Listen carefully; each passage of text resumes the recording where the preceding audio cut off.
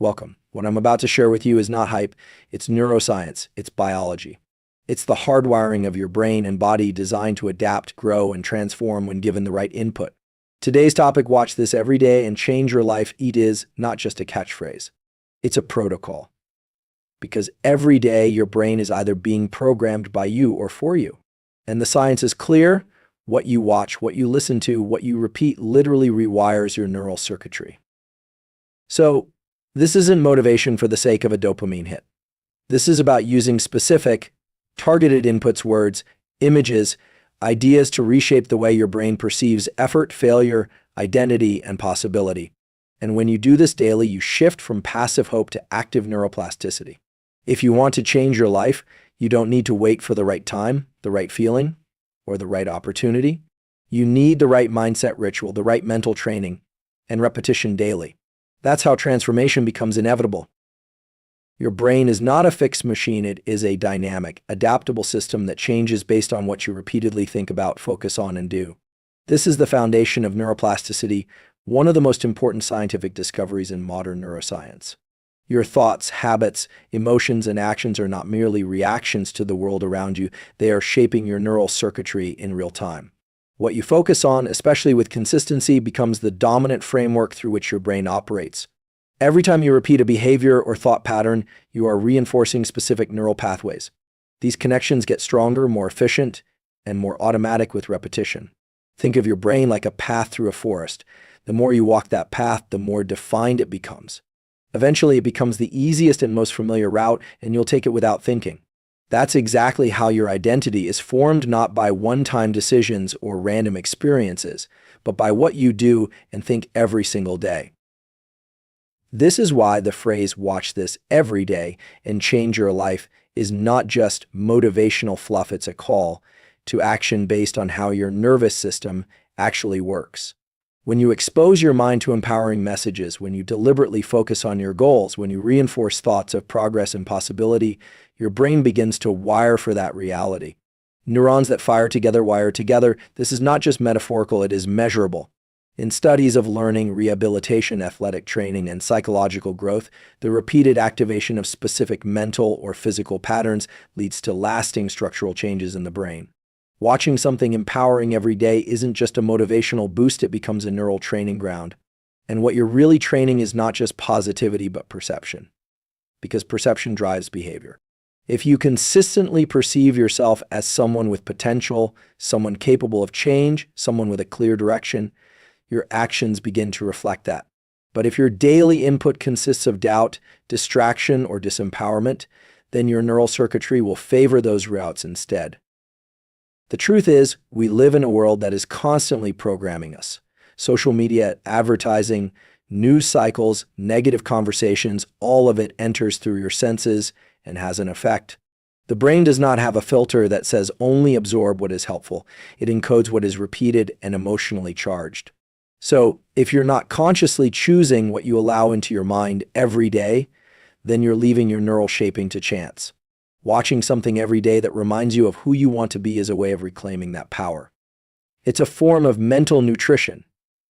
Just like your body becomes what you eat, your brain becomes what you consume and repeat.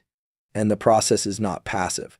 When you watch something empowering, if you do it with focus, emotional engagement, and consistency, you're not just absorbing information. You're literally changing the structure and function of your brain. This is especially true in the early part of the day. When you wake up, your brain is in a more suggestible state, with brainwave patterns that are ideal for learning and encoding new beliefs. Starting your day with intentional input, motivational videos, guided affirmations, focused visualization can shape the rest of your neurochemical and psychological state for the day. It sets the tone for how your brain filters experience. If the first thing your brain receives each day is doubt, fear, comparison, or confusion, that will color everything you see. But if the first thing it receives is clarity, purpose, and belief, then it's those neural networks that get activated and strengthened. Your identity begins to take shape through those pathways. Who you are is not a fixed label, it's a pattern of thoughts, actions, and emotions that gets reinforced over time. This also means that change is not a single breakthrough moment. It is a cumulative process of rewiring. One video won't do it, one day won't do it, but repeated exposure combined with attention, emotion, and reflection starts to build new circuitry. The key is consistency. Your brain craves repetition when learning something new. That's how you build new habits, new reflexes, new self-beliefs. Even if it feels artificial at first, even if you don't fully believe the message, the act of focusing on it repeatedly begins to embed it. The brain learns through frequency, not just intensity. Watching empowering content every day acts as a form of cognitive rehearsal. It's like weightlifting for your mind. Each repetition builds strength. Each viewing adds clarity. And slowly, the old neural pathways of doubt and inertia are replaced with newer, stronger ones that support confidence, motivation, and directed action. This is not about wishful thinking, it's about taking conscious control of what you allow to shape your brain every day. Motivation is often misunderstood as something you need to feel before taking action, but in reality, the biology of motivation tells a different story. Motivation is not a prerequisite for action, it is a result of it. This understanding changes everything. When you take a step toward a goal, even a small one, your brain releases dopamine, a powerful neuromodulator associated with reward, drive, and learning. But contrary to popular belief, dopamine is not only released when you achieve something, it is released in the pursuit.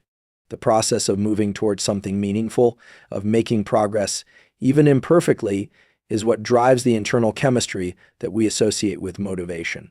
The pursuit itself is rewarding. This is why waiting to feel motivated before you act is a losing strategy. The action must come first. The feeling will follow. This neurological feedback loop means that the simple act of starting, of initiating movement or decision-making, is the trigger that sets off the chemical chain reaction in your brain. And this loop gets stronger with repetition. The more often you take action despite resistance, the more you teach your brain that action leads to reward. Over time, this creates a powerful habit. Action becomes automatic and motivation becomes a byproduct. You stop needing to psych yourself up because your nervous system begins to associate effort with satisfaction. This is how you override inertia. You stop waiting and you start doing, knowing that the neurochemistry will catch up. The first step, the first move, is the signal to your brain that something important is happening, and that signal wakes up the systems of alertness, attention, and energy. This understanding also helps to explain why people who appear highly motivated are usually the ones who are most consistent in their actions. They've built the loop. They've experienced the chemical reward of pursuit enough times that their brain now craves the process. Not because it's always enjoyable in the moment, but because it has become associated with meaning and progress. This is the principle of reward prediction error. When you set a goal and move toward it, your brain begins to predict a reward. If the reward seems close, dopamine increases. If the reward is further away, but meaningful, dopamine still flows because the brain values direction. Even if the goal is far off, your biology rewards the fact that you're moving. This is also why breaking goals into small, actionable steps is so effective. Each step is an opportunity for a dopamine hit. Each small win teaches your brain that progress is possible. And when you feel progress, you get energy, you get clarity, you get that internal fire we call motivation. It's not magic, it's neurochemistry. And it's trainable. You can build a brain that rewards effort, that finds drive in the process, that becomes less focused on the outcome and more addicted to the act of showing up and moving forward. This is a fundamental shift in how you relate to work, to goals, to life itself. You are no longer the victim of fluctuating emotions, you are the architect of your momentum. When you begin to understand this loop, you stop being controlled by feelings of resistance, procrastination, or fatigue. Those feelings may still arise, but they no longer determine your behavior. Because now you have a protocol: take action first. Let the chemistry follow. And not just any action, aligned action. Even a small movement in the direction of your goal is enough to activate the system. It doesn't have to be perfect. It doesn't have to be complete. It just has to begin. That beginning is the neurological lever. It flips the switch. The brain, sensing progress, turns on the systems of focus, attention, and forward motion. And what's more powerful is that this loop can become self-reinforcing. The more you use action to create motivation, the more you train your identity around being someone who takes action. Your sense of self begins to shift. You stop identifying as someone who needs external motivation to move. You become the kind of person who moves regardless of feeling. And because you move, you feel better. This is the virtuous cycle. Over time, the neural circuitry that once favored procrastination and doubt gets weakened, and the circuits that favor action and confidence get stronger. You're not forcing motivation, you're building it through the structure of your behavior. This also gives you control in difficult times. On the days when everything feels heavy, when you're tired, uninspired, overwhelmed, you know exactly what to do. You don't need a breakthrough. You don't need to wait for clarity. You just need to move, because you've trained your system to reward the process, not just the outcome. You've built the loop where movement generates meaning, where starting creates energy, and where action is the source, not the result of motivation. Stress is one of the most misunderstood concepts in both personal development and neuroscience. Most people see stress as something negative, something to be avoided or eliminated, when in fact, stress is a crucial part of how the brain and body adapt, grow, and become more resilient. The key lies in how you interpret stress, because your interpretation shapes your physiological response. Stress itself is not the enemy, your perception of it is what determines whether it becomes destructive or transformative. The human nervous system is built to respond to challenge. When we are faced with something difficult, something uncertain, or something that demands effort, our brain releases a cascade of chemicals: cortisol, adrenaline, norepinephrine, to activate the body. These chemicals sharpen attention, increase energy availability, and prepare us to perform. This is the stress response, and it's not inherently bad. In fact, it's essential for survival and performance. The long-term effect of stress is determined not by the stressor itself, but by how we frame it. When a person interprets stress as harmful, overwhelming, or evidence of inadequacy, the body's response becomes maladaptive. The brain interprets the situation as a threat rather than a challenge. This activates circuits associated with fear, helplessness, and withdrawal. Over time, this interpretation can lead to burnout, anxiety, or paralysis. But if you interpret the exact same stress response as a sign that your body is preparing you, that your system is ramping up for peak performance, then the biology begins to work in your favor. The stress becomes enhancing, not depleting. Studies show that individuals who reframe their stress by telling themselves that the increased heart rate, faster breathing, and heightened alertness are signs of readiness perform better under pressure and recover faster afterward. This is called the stress is enhancing mindset, and it's not just psychology, it has measurable physiological benefits. Your thoughts influence your biology. The mindset you hold about stress can affect how much cortisol is released, how long it stays in your system, and how quickly your body returns to baseline. Even more compelling is that your beliefs about stress can influence how your cardiovascular system responds. When stress is perceived as a threat, blood vessels constrict. When it's perceived as a challenge, blood vessels remain more relaxed even while the heart rate increases. This means your heart is working hard, but your system stays in a more balanced, adaptive state. This reframing is powerful because it gives you agency. Instead of seeing stress as something to fear, you begin to see it as a signal, a message that something important is happening. It means you care. It means you're growing. It means your system is being called to a higher level of performance. This shift in perception can change how you face difficulties in all areas of life, whether it's a tough conversation, a high-stakes performance, a personal loss, or an uncertain future. Stress is not a sign that you're failing. It's a sign that you're engaged, that your system is responding to something meaningful. The challenge is to train your mind to interpret that signal correctly. This doesn't mean pretending that everything is fine or ignoring your emotions. It means acknowledging the stress while choosing a lens that empowers you rather than shuts you down. This choice, how you interpret stress, activates different neural circuits. The prefrontal cortex, responsible for planning, perspective, and regulation, becomes more active when you consciously reframe your experience.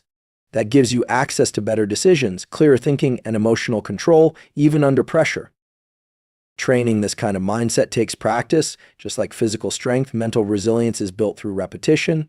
The more often you reframe your stress in the moment by reminding yourself that your body is preparing you, that you're stepping into growth, that challenge is part of the path, the more natural that interpretation becomes.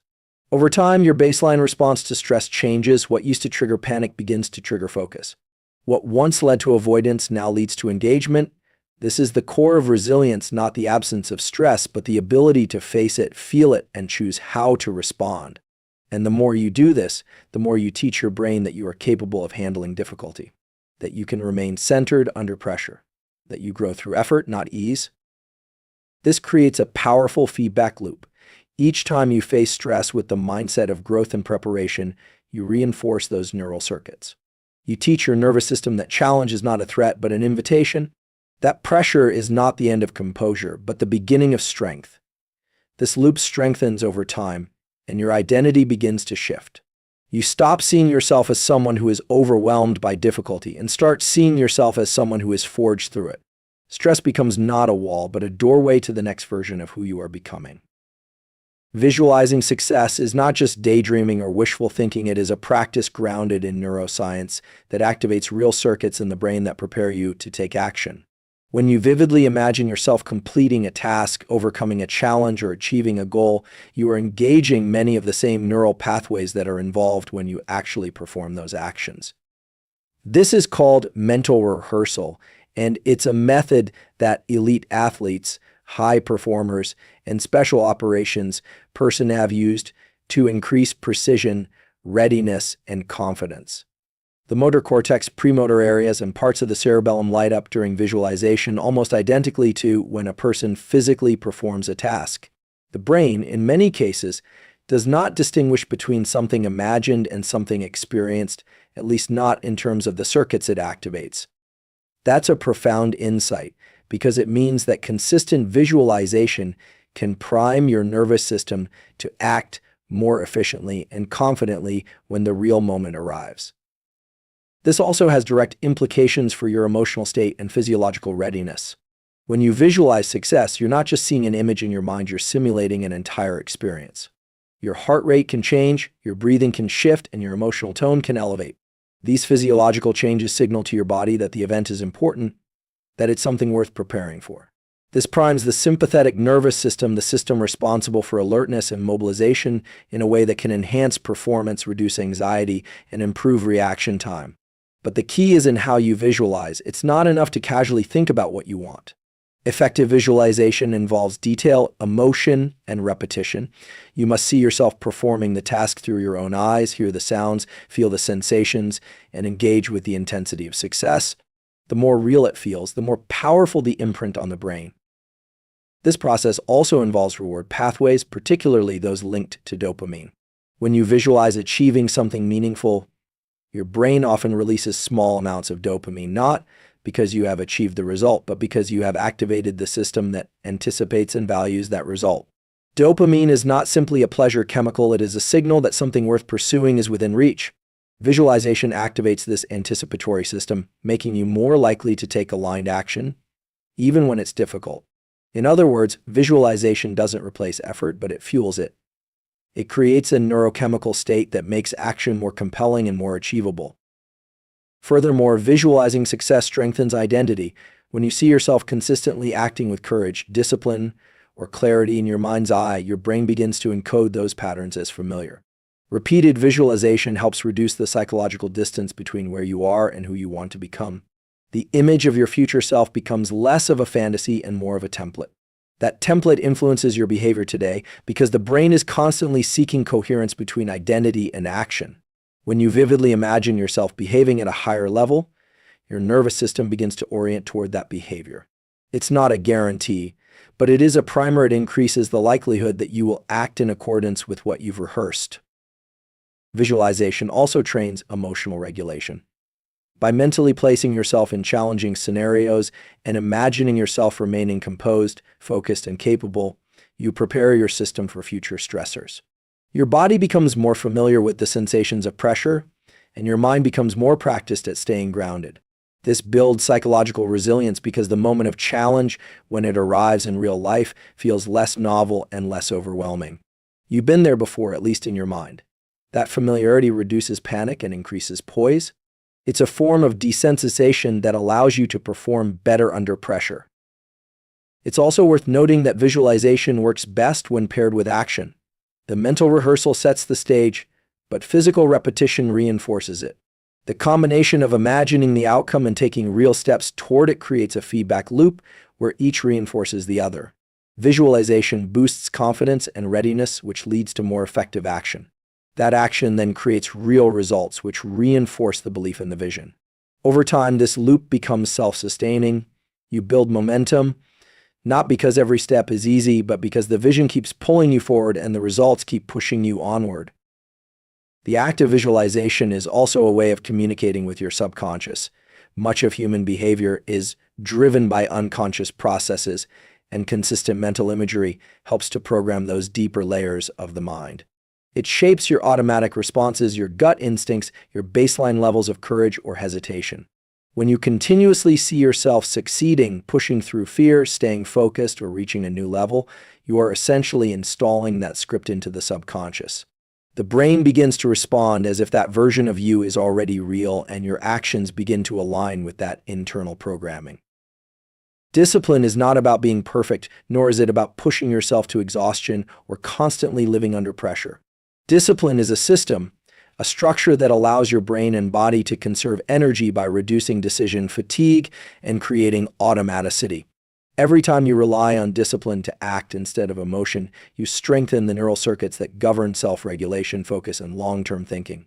This is why people who seem effortlessly consistent in their habits have not found some magical motivation. They have simply trained their nervous system to prefer structure over chaos. The prefrontal cortex, which is responsible for planning, impulse control, and decision-making, becomes more efficient when you remove unnecessary choices from your daily routine. When your brain doesn't have to ask, "Should I do this?" every morning and instead has a clear directive, it redirects energy toward execution instead of deliberation. Creating that kind of discipline begins with reducing friction. The more effort required to start a behavior, the less likely it is to happen. But if the behavior is cued automatically by time, location, or environment, it becomes easier for your nervous system to fall into rhythm. This is why rituals matter. A morning routine is not just about productivity, it's about stability. When your system wakes up and already knows what to do next, it begins the day with momentum. That momentum is neurological. It increases dopamine, creates a sense of accomplishment, and lowers stress by reducing uncertainty. The less you leave to chance, the more you direct your energy toward what matters. And this is not about being rigid, it's about clarity. Discipline gives your brain fewer options, and that is liberating. Because in a world full of distractions and endless decisions, the ability to act without negotiating with yourself becomes a superpower. But discipline is not something you are born with, it's something you train. And the way to train it is to keep promises to yourself, especially the small ones. When you say you're going to get up at a certain time and you follow through, you're not just waking up, you're building trust with yourself. That trust becomes the foundation of internal stability. The more often you act in alignment with your intentions, the more your identity shifts. You no longer see yourself as someone who hopes to be disciplined, you begin to believe you are disciplined. And the brain follows that belief. Identity is shaped through repetition. It's not the size of the action that matters most, it's the consistency. 1 minute of cold exposure, 1 page of reading, 1 early wake-up, each act signals to your system, this is who I am becoming. That signal, repeated daily, begins to override the old identity rooted in inconsistency or avoidance. The beauty of discipline is that it compounds. Each act builds on the last, and eventually your threshold for discomfort changes. What once felt hard now feels normal. That's adaptation, and it's physiological. The more you expose yourself to controlled stress, getting up early, doing the workout, resisting the impulse to scroll, the more your brain and body become efficient at operating under pressure. You don't eliminate resistance, you increase your capacity to act in spite of it. This is where real confidence comes from. Not from the absence of difficulty, but from repeated evidence that you can move through it. Discipline trains your nervous system to interpret discomfort not as danger, but as data, a sign that you're pushing a boundary, expanding your capacity, becoming more. This is also why discipline creates freedom. It may seem paradoxical, but the more disciplined your structure, the more bandwidth you create for creativity, presence, and peace of mind. When your brain is not overloaded with decisions, regrets, or unfinished tasks, it has space. Space to think clearly, space to engage deeply, space to enjoy the moment without guilt. Discipline clears mental clutter, and with it, emotional noise. You stop being pulled by every impulse because you've trained yourself to lead instead of follow. You've created an internal rhythm that doesn't depend on motivation or mood. And on the days when everything feels heavy, when motivation is gone, when stress is high, discipline remains. It's the anchor. You don't have to feel great to stay consistent. You just follow the system you've built. That system, once in place, carries you when your emotions can't. It gives you a lifeline to your values when circumstances try to pull you off track. Discipline is not punishment, it's protection. It protects your energy, your goals, your peace. And over time, it becomes a form of self-respect. You don't need to force it. You just need to repeat it until it becomes who you are. The hard part isn't staying disciplined forever, it's staying disciplined long enough for it to feel natural. Once that switch happens, effort becomes ease and resistance becomes a reminder that you're on the right path. Gratitude is often misunderstood as a passive, feel-good emotion, when in fact it is a powerful tool that can reshape the architecture of your brain, regulate your nervous system, and optimize your perception of the world. Neuroscience has shown that regularly engaging in gratitude practices leads to measurable changes in both the structure and function of the brain, particularly in regions associated with reward, motivation, emotional regulation, and perspective. This means that gratitude is not about pretending everything is perfect. It's about training your mind to focus on what is good, stable, and meaningful, even amidst adversity. When you engage in gratitude, your brain releases a cascade of neurochemicals, dopamine, serotonin, and oxytocin, all of which are associated with improved mood, connection, resilience, and motivation. These chemicals don't just make you feel good, they prime your nervous system for trust, effort, and sustained engagement with life. From a neurological standpoint, the brain is a prediction machine, constantly scanning for danger, solving problems, and trying to make sense of the environment. When left untrained, it defaults toward what's wrong. This is the negativity bias, a survival mechanism that once kept humans alive in the wild. But in modern life, this bias can distort your sense of reality, making everything feel like a crisis, even when it's not. Gratitude interrupts this loop. It shifts the brain's focus from scarcity and threat to abundance and safety. When you deliberately notice and name things you're grateful for, whether it's a person, a moment, a lesson, or an opportunity, you activate circuits in the prefrontal cortex that help regulate the amygdala, the brain's fear center. That regulation matters because it lowers reactivity and allows for more thoughtful, grounded responses. In short, gratitude makes you mentally stronger by making your brain less reactive and more responsive. Practicing gratitude also changes the way you experience effort. Instead of seeing challenges as burdens, you begin to see them as opportunities to grow, to serve, to deepen your character. This subtle but powerful shift in perspective reduces resistance and increases resilience. When you are grateful for the chance to try, for the ability to act, for the lessons embedded in setbacks, you remove the emotional friction that often causes people to quit. Gratitude doesn't eliminate discomfort, it gives it meaning. And meaning is what allows you to endure. This is why the most resilient people are often the most grateful, not because they've had easier lives, but because they've trained themselves to extract meaning from pain and purpose from pressure. There's also a social component to gratitude that directly impacts your motivation and mental clarity. When you express gratitude to someone genuinely and specifically, you strengthen the social bonds that make you feel safe and supported. This activates oxytocin, which not only enhances trust and connection, but also reduces cortisol, the primary stress hormone. And when cortisol drops, your executive functions, focus, planning, and decision-making become sharper. Gratitude, then, is not just a solitary practice. It is relational. It improves the quality of your connections, which in turn improves the quality of your internal state. This loop reinforces itself, making you more open, more present, and more capable of both giving and receiving support. Gratitude also increases your sensitivity to progress. Many people feel stuck not because they aren't growing, but because they aren't noticing that growth. The brain adapts to new achievements quickly, a phenomenon known as hedonic adaptation, and unless you train yourself to notice what's improving, you can start to feel like nothing is changing. But when you integrate gratitude into your daily life by reviewing the wins, the progress, the people who helped you, and the inner strength you've developed, you remind your brain that you are, in fact, moving forward. That reminder is not just motivational, it's neurological. It creates a reward signal that tells your system this is worth doing again, which increases your likelihood of staying consistent with positive habits. Importantly, gratitude is not about ignoring reality. It's not toxic positivity. It's about creating a more accurate view of the full picture.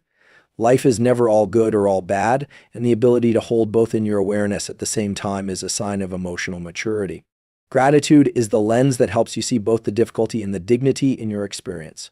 It's not about pretending you're okay when you're not. It's about reminding yourself of what's still working, of what still matters, of what's still possible.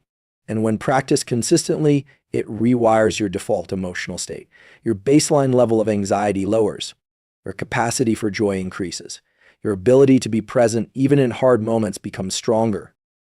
This is not spiritual fluff. It's a trainable, testable pattern in the brain and nervous system that leads to greater emotional stability, cognitive flexibility, and long-term well-being.